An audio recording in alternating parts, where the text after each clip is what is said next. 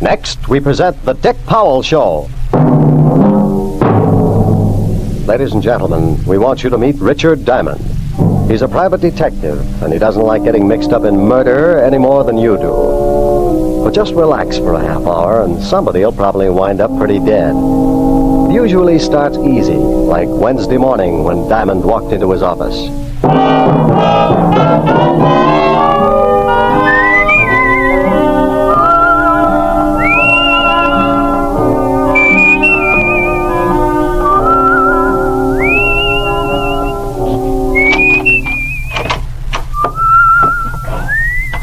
Mr. Diamond? That's right. Who let you in? I gave the scrub woman $5. I have a business proposition for you, too. I collect big bills.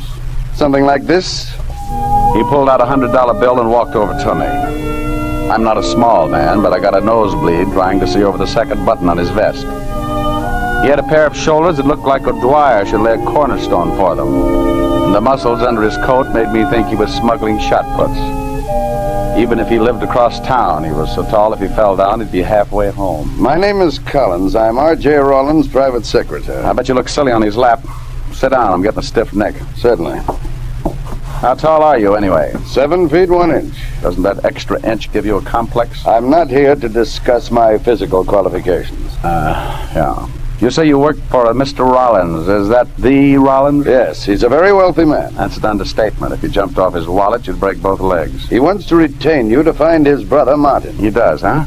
Would you mind coming along with me? Mr. Rawlins would like to see you in person. Tell me a little more about Rawlins' brother. I'd rather let Mr. Rawlins do that himself. And I'd rather hear some of it from you first. I don't want to see Rawlins if I'm going to turn down the job. Very well.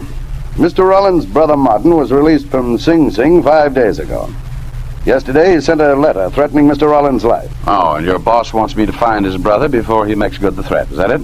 That's it exactly. Why doesn't he call the police? Show them the letter and get the protection he needs. It'll certainly be a lot cheaper than hiring me. Mr. Rawlins doesn't want any more bad publicity. There was enough of that when Martin was sent to prison. And why did Martin get sent to prison? He embezzled $100,000 from the company funds. Did Rawlins try to save him? He was guilty. Mr. Rawlins prosecuted him to the full extent of the law. Was the money recovered? Why, no, they never recovered a penny. Goodbye, Mr. Collins. You won't take the job? Oh, now you've guessed. But why? Mr. Rawlins is prepared to pay you handsomely. I don't doubt it, but it's too pat. Martin's killing mad because his brother sent him to prison. Rawlins receives the threatening letter and won't call in the police, yet he wants Martin found. Why? I told you. He doesn't want any more bad publicity. So I take the job and maybe find Martin, then Rawlins has a potential killer in the house.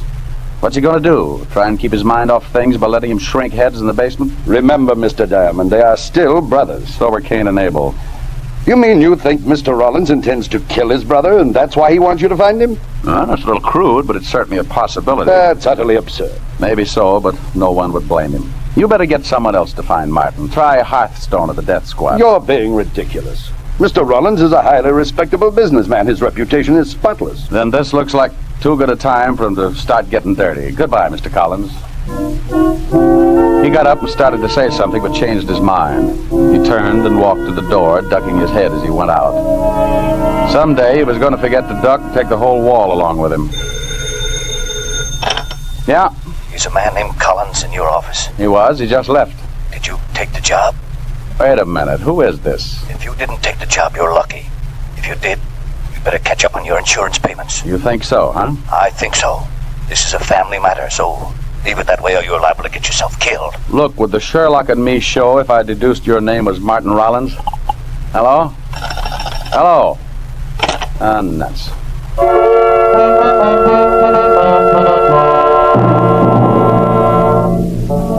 5 minutes ago, when I brushed Collins out of my office with a quick no, I wouldn't have taken the job for a share in Manhattan Island. But when somebody starts threatening me, it's like telling a 5-year-old kid to stay away from the cookie jar. The quickest way to get me to do something is to tell me not to and try pushing me around. I looked up the Rawlins address, and in 20 minutes my cab was pulling up in front of a big old English house that looked like the summer training camp for the U.S. Mint. Yes? Oh, Mr. Diamond. Tell Rawlins I want to see him. Well, come in. I'm happy you've changed your mind. Just tell him I want to see him. He's in the garden. This way, please. We went through the big house and out through the glass doors into the garden. Rawlins was sitting in a chair feeding the birds. He was reaching his late 50s with the sour look of a man who didn't want to. As he threw the breadcrumbs out on the gravel walk, a big diamond on his little finger flashed in the afternoon sun. Mr. Rawlins. Hey? Oh, yes, Collins, yes. Who's that with you? The detective you sent for, Mr. Rawlins. Oh, yes, of course. Pull up that chair and sit down, young man. Thanks. Just feeding the little birds. Here, Birdie. Birdie! I've been doing it for some time. Oh, swell. What are you standing around for, Collins? I want to talk to this detective in private. Yes, sir. If you need me, I'll be in the library. Won't need you. Here, you feed the birds for a while. Makes you feel good. Sure. Here, Birdie. Birdie? That's fine. What's your name, young man? Diamond. Hey, get a load of that little fella. He's grabbing enough crumbs to stuff a pheasant. No, he's the greedy one. He always does that. It reminds me of some people I know. Yes. Well, Miss Diamond, I suppose Collins told you I wanted to see you. Yeah, and I can't say I wanted the job at first. So Collins tells me. What changed your mind? A phone call. I think it was from your brother Martin. He told me to lay off. You don't like being intimidated, huh? That's good. I think we'll get along, young man. Have you got the letter he sent you? Have it right here. Read it. I'll take over with the birds for a while. Thanks.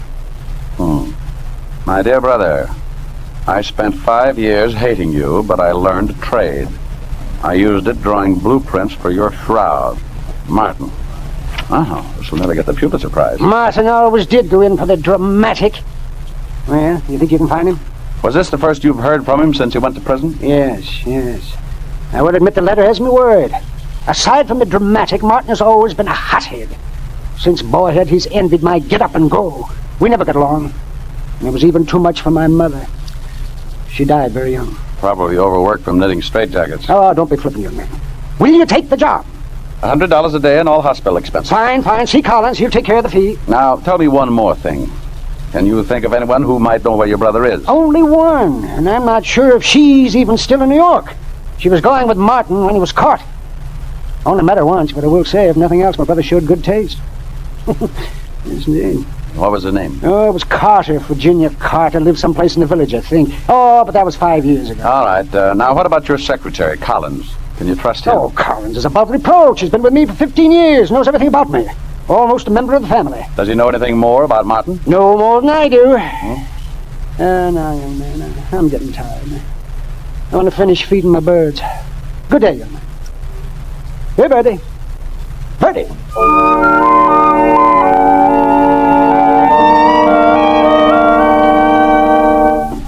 I left the old man sitting with his friends. He'd have one good deed to take along with him anyway. I went back through the glass doors, and a butler showed me to the library, but the cupboard was bare. Collins wasn't around. Collins! Oh, Collins! My nerves started looking for someplace to hide. The shot had come from the direction of the garden, and I went back there fast. Mr. Diamond! Mr. Diamond, over here! What happened? It's Mr. Rawlins. Martin just shot him. I thought you were supposed to be in the library, Collins. I went out the library doors and came around the other way. I had some papers I wanted Mr. Rawlins to sign. You've said Martin did it? Yes. As I rounded the corner of the house, I saw him standing behind that tree. I started to yell, but he fired and climbed over the wall. Mr. Rawlins was dead when I reached him. Let's call homicide. I put in a call to the 5th Precinct and an old friend, Lieutenant Levinson. We were on the force together before I got restless. When you had a killing on your hands, he was a good man to have around. Homicide, Sergeant Otis. Hello, Otis. Let me talk to the lieutenant. Well, Richard Diamond. What do you want the police to do for you now? Get rid of one of their stupid sergeants. Now put Walt on, will you? I got a killing for him. Why didn't you say so? Lieutenant Levinson. Walt, I got a present for you. Hello, Rick. Who's dead this time? Big time. Old man Rawlins. Rawlins Investments. Shot while he was sitting in his garden. Got any ideas? One, his brother Martin. Rollins' secretary says he saw him do the job. Any motive? Well, the old man sent Martin up on an embezzlement rap. Martin sent him a letter threatening to kill him. A letter. What'd you say? Oh, I'm an idiot. Get out here. The address is 650 East 87th. Well, wait a minute, Rick. I can't. Oh, I'm glad I'm not on the force anymore. You'd have to fire me for this mistake. I shoved Collins aside and went back out in the garden like Olympia with a hot foot.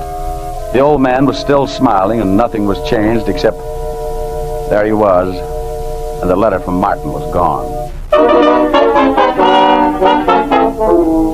I remembered what Rawlins had said about a girl named Virginia Carter. I went back in the library, grabbed a phone book, and started looking up the Carters. Only one Virginia in the village, so I made that my next stop. I told Collins not to touch anything and to wait for Lieutenant Levinson. I grabbed a cab and headed downtown. It was a long shot, but it could be the same girl who had known Martin. I found the address, and when she answered the door, I got the quickest scalding in my history. She was wearing something thin enough to make a silkworm hang himself. Yeah? I bet you have a hard time finding something to wear in July. I'm cold-blooded. Now, what's on your mind? That's the kind of question that made Adam a meat-eater. I'm sorry, I haven't got any apples. You fooled me. Maybe if you stop panting long enough, you can tell me what you want. I'd like to know about Martin Rawlins. Oh, that one. I haven't seen him in years. Maybe you've got a picture of him. I've got lots of pictures. Maybe there is one of Martin someplace. Well, let's look through the whole stack. I've got lots of time. Before I let you in, you better tell me your name. I don't want you to steal anything from me. Baby, if anybody stole something from you, they'd get their fingers burned off at the elbows. Mm-hmm. You can come in. She opened the door and walked ahead of me like she'd just oiled her sacroiliac. She led me into the living room and sat down. The shades were drawn, and I had a hard time finding the couch. Nice. How did we look at the pictures with a magic lantern? I thought maybe you'd like to relax for a minute. Put something in a glass. I'll cool down. I don't drink. I never keep the stuff around. That doesn't leave you much of a field. What do you major in? Cigarettes. Have one? Yeah. I haven't got a match. Just hold on to it. It'll light up. I think I'd better get the pictures. I'll be right back. She got up and walked to a door. When she opened it, the sunlight framed her against the dark room. If Petty had been there, he'd have gone back to 5-minute sketches. In about 2 minutes, she came back with the pictures. We can start with these. Martin isn't in this pile. I've got lots more. You're not in a hurry, are you? No. Good. This might run into overtime. She sat close to me and handed me one picture at a time, describing each guy in the photographs. I've seen draft boards with smaller clienteles. Several times she stopped and looked at one of the pictures like Diamond Jim eyeing a 10-course meal, then passed the guy to me. It was like handling a fire sale for Dr. Kinsey. After 24 photographs, I started thinking she was the reason for the rise in the vitamin market, and I was just going to mention an old snapshot I had of myself when she thumped one of the collection with a polished fingernail. Martin Rawlins, here he is. Well, he figured to show up sooner or later. How long ago was this taken? I couldn't say exactly. I guess about 6 years. You should keep a file. I only keep pictures around to remember things. How did you get along with Martin? Oh, all right, I guess. He had money and he showed me a good time. What else do you know about him? He has a brother with a checking account at Fort Knox. Any unusual habits? Yes, but they wouldn't help you find him. No, look. Oh, I remember something. He used to play the saxophone. Hobby? No, not exactly. He played around town with several of the small bands. He was a nut on jazz. Did he make money at it? I guess so. Well, thanks, baby. I'll stop around again sometime and take a look at your parlor. Oh, it's been a nice, soft web. Mind if I take Martin with me? Not if you bring back a picture of yourself. Maybe I'll just bring my camera. You can take her. Good. That's why I keep the room so dark. I like to develop things.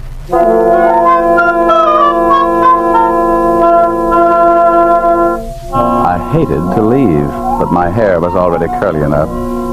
She'd given me one lead.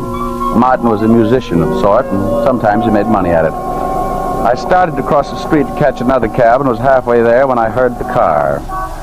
It was an old trick. You drive by fast, open your door, and if anyone is in the way, he winds up with a face full of automobiles. I picked myself up and thought about chasing him, but he was so far down the street I couldn't even get the license number. I grabbed a bug-eyed cabbie and had him take me to local 802 of the Musicians Union. I went in, and a little short guy with a twitch looked up at me from behind a big desk. Something I can do for you, Pops? Oh, bad twitch. Yeah. Too much bop. Do you know Martin Rawlins plays the sax? Has he got a card? He makes money. Then if he ain't, you better have.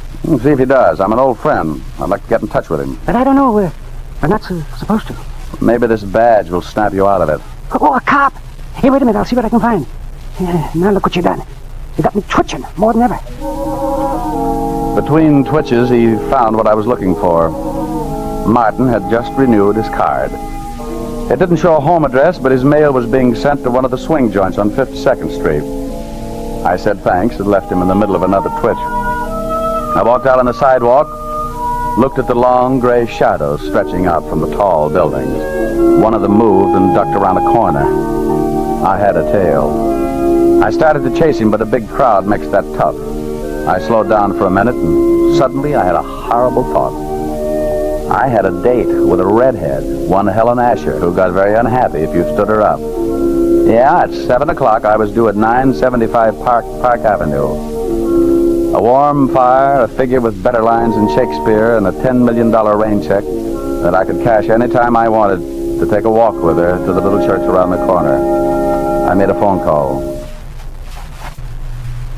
Miss Asher's residence? Hello, Francis. What's the gossip in the pantry? Oh, Mr. Diamond, it's good to hear your voice. Let me talk to Miss Asher. Let's see what she's got to say about it. Right away, sir. She's just coming down the stairs. Miss Helen, it's for you. Hi. Hi. You're stood up. Oh, Rick, not again. Can't help it, baby. Got to do some catching before I get caught. Just what are you trying to catch? Man type, plays a saxophone, kills people. Which one's the hobby? I don't know. I'm going over to a swing joint on 52nd Street and find out. Oh, Rick, take me with you. I'd like to listen to some music. Sorry, Helen, baby, but this one's a little too risky. Please, Rick. I'll stay out of the way. I can't do it, honey.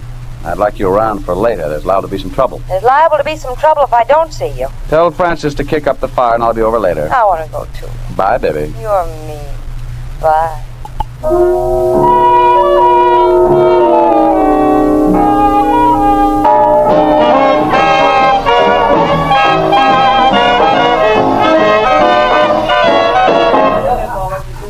You want a table, Mac? I'm looking for Martin Rawlins. Is he here? What does he do? He plays the sax. You'll have to ask one of the musicians, Mac. I don't pay no attention to the music. I'm tone deaf. Thanks. Hey, can I bother you a minute? No, but you can talk to me. Move in, you can lean on the piano. Do you know Martin Rawlins? Yeah, sure, sideman. He blows here. Which one is he? He's off tonight. We got a phone call and took off. Hello, Rick. Helen. Well, the Ashers are really slumming tonight. How did you find me in this joint? You said music on 52nd Street. I went into 2 clubs before this one. Oh, hello. How are you? Living. Well, it's all right, honey. My man's not here. Good. Let's listen to the music. I still have to find him, baby. Oh. You gonna hog the piano, or do you want a table now? Hey, don't leave. I like the chick style. What? Waiter, bring us a couple of scotch and sodas. We'll stay at the piano. All right, but I'm not on my natural element. Oh, on second thought, bring the lady a scotch and bring me a glass of milk. Sure thing, Red Hot. Want it, Chaser? Yeah, and while you're at it, why don't you change your apron? Looks like you've been making chicken pies on it. Hey, you sure got a crazy chick. You mean me? I'm perfectly normal. Wow, she's real square. Don't drag me, baby. Just let me dig. Rick, what are you talking about? Wait a minute, honey. Say, Bud, do you know where Rawlins lives? No, sure, Daddy. We had a ball there last night. You got a little pad on 12th Street. Oh, here's 5. Come down and remember the address. I'm down. 69 East 12th Street. Don't put me on, Dad. Is your chick really a square she gives out? I'm not a bit. I dig. Crazy. Go. Does that mean he's happy, Rick? The best. Thanks, Dad. Anytime. Enjoy the music, baby. Rick, where are you going? You stay right here until I get back. All right, but I don't know the language.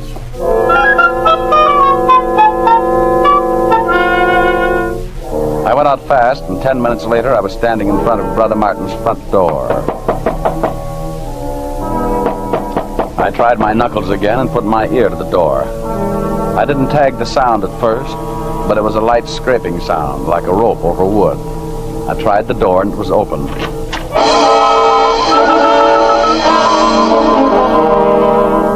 I had been right on both counts. It was a rope, and it was rubbing on wood.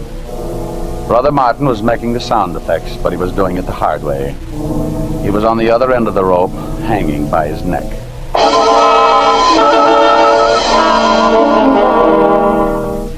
He was turning slowly, like a weather vane in a soft breeze. A chair was tipped over at his feet, so I picked it up and sat down to think. I started to get up when something in my stomach jumped up and kicked my mind into high gear. I looked up at the dead man, and what I saw threw the suicide theory right out of the window. Sitting in the chair, my head was just on a level with the shoe tops. If he had used the chair to stand on, he would have still needed the ladder just to tie the rope to the beam. I've seen a couple of guys who hanged themselves, but never one who jumped 4 feet in the air to do it. I shoved the chair under him just to make sure. He cleared it by a good foot. Right then I knew Collins was my man. It would take a man that size to give Martin that much altitude, but what was I going to do, have Collins picked up? With that kind of evidence, it laughed me out of headquarters. I had to prove it. I had to do it fast. But how? I started to think of all the people who had been connected with the case, and the phone rang. I knew Martin would have trouble answering, so I helped him out. Hello. Hello, Martin. Well, he's tied up right now. Who's this? Well, happy Mother's Day to you, honey. Still collecting pictures? Pictures? Hello? Sometimes guys are lucky. You'd have to be a deaf mute to miss Virginia Carter's lovely tonsils. She was lying when she told me she didn't know where Martin lived. I don't like lying dames. Maybe she knew something about Collins, too. I knew how to find out.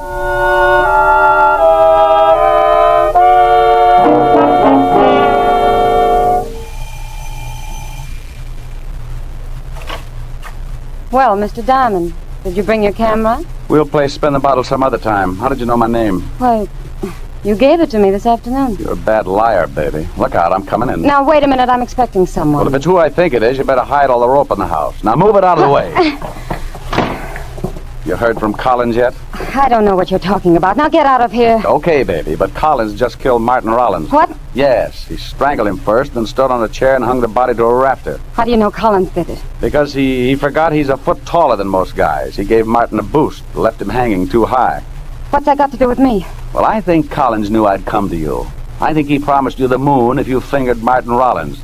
He wanted to get Martin, but he wanted someone else to do it for him. He knew old man Rawlins would remember you and tell me. You're crazy. How much did Collins promise you? He didn't promise me a thing. You don't think he's going to let you go on breathing when he finds out the law's after him? You're the only hole in his story. Wait a minute. He just left Martin waiting for oxygen. He's probably on his way here right now. He didn't say anything about killing Martin. I want to get out of this mess. Now, that's better. Now, slow down and tell me everything you can. Well, he met me about 3 months ago at a party. We started seeing each other. One day he told me he was in some kind of trouble and asked me to help. I said I would. He told me that he had been in a deal with Martin and that Martin had gone to prison for it. So Martin had come back and wanted his share, is that it? Yeah. He promised me $50,000. It all happened in the time it takes you to change your mind. He must have come in through the kitchen and started shooting. She went down like a diver with a Benz and died on her face. He was trying for me when I jumped to one side and knocked over the only light burning in the room. He came close, but the flash of his gun gave me his position, and I threw enough lead to start a pipeline.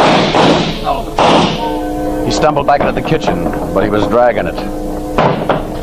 I heard him drop, and I moved in after him. The moonlight slanted down through one of the windows and splashed out on the hard floor. He was lying in it, on his back, like he wanted to get that far anyway. Don't try again, Collins. I still feel like shooting. Forget it. No reason to kill you now. The string ends with me. Before you close your eyes, tell me something. Make it quick. Why didn't you go out and get Martin Rawlins yourself? Why hire me to find him? Didn't want anyone to know I was looking. You were the alibi. With Rawlins dead and Martin a suicide, you'd swear Martin killed the old man. Because Rawlins showed me the letter. You forged it? Yes. I shot Rawlins, took the letter. And then you planted that phony call to my office. Yes. You nearly got away with it. You just forgot how tall you were when you hanged Martin. I thought sure Martin was the one who was trying to run me down. I'm a rotten driver. Oh. How bad is it? You must have been a good cop. Caught all three. Should be raining out. Too nice a night to die. There's a warm breeze. Pushed all the clouds back. The night's all shiny.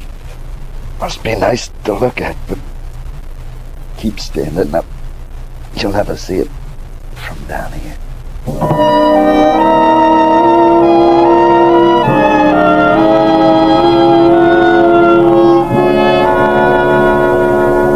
He died looking up like he wanted a star to take with him. I don't think they gave it to him.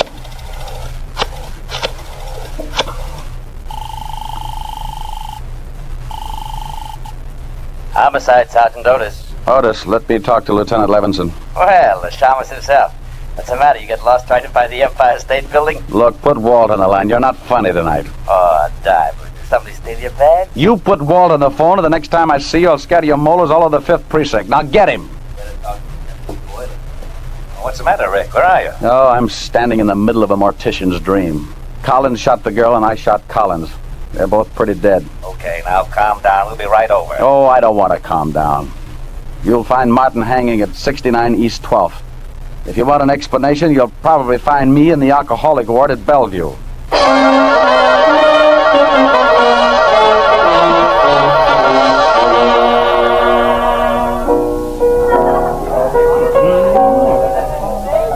Well, you want I should get you another glass of milk? Just bring the bottle. Pour half of it out and fill the rest with rum. Here's the pencil, Mac. What's it for? Name, address, and nearest relative.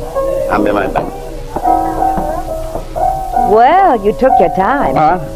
Oh, Helen, why didn't you go home? Oh, I couldn't cut out. I'm having a ball. Huh? Don't be square. Come on over to the piano and dig some music. You look dragged. Oh, now, wait a minute. What's the dialogue? Come on, Rick. What's the matter? Don't you dig? Oh, you're grand. Look what I found, Nicky. Yeah. Move in, Pops. Say, she says you got a fine set of pipes. She's got a tin ear. Oh, no, Daddy. Oh, she comes out real fine. See? Go on. Show him how you come on, Rick. Oh, stop it. Go on. Go. Everybody's got some music stashed away somewhere. Make it. Here's your milk. Thanks. Some other time, Nicky. Right now, I go on with this. Square. Oh, honey, I don't know anything about bop. Well, now, who said anything about Bob? Now, you take Rogers and Hart. The greatest. Real crazy. Go on, Pops. This is the kind of music that makes you glad you got ears. Please, Rick. For me. Oh, okay, baby. It's too nice a night to worry about things. It seems we stood and talked like this before. We looked at each other in the same way then, but I can't remember where or when. You dig? Yeah, go on. The clothes you're wearing are the clothes you wore. The smile you're smiling, you were smiling then, but I can't remember where or when. Oh, of course, I just wait. Some things that happen for the first time seem to be happening again. And so it seems that we have met before and laughed before and loved.